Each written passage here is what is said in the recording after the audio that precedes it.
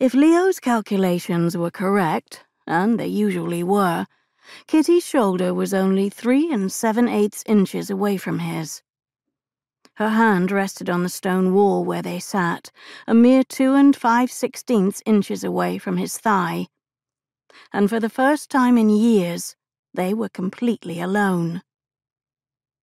His heartbeat thundered in his chest, as if he'd sprinted a mile to get to the Countess's terrace. If he didn't know Kitty so well, he might have misread the flush of her cheeks, the rapid rise and fall of her chest, and the frenetic tapping of her slipper on the flagstone terrace. But he was neither so hopeful nor so foolish as to imagine that those signs had anything to do with him or their closeness. Kitty was entirely fixated on the mayor's announcement about Bellehaven's building design contest. She had the same feverish look about her that she'd always had when she was in the throes of envisioning a new project.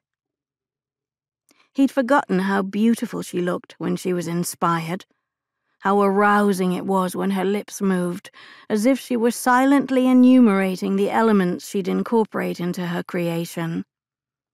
She blinked at him and shook her head as though she'd almost forgotten he was there.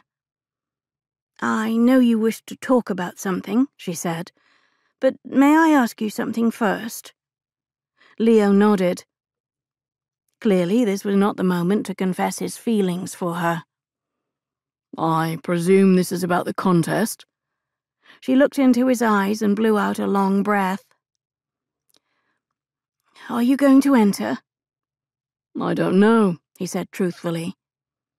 She scoffed, incredulous. "How could you not know?" "I haven't had time to sufficiently weigh the pros and cons, much less consider what sort of building I'd design." With a frustrated sigh, she stood and paced the terrace in front of him. "Is it necessary to nail down every little detail? Must you be so deliberate about everything?"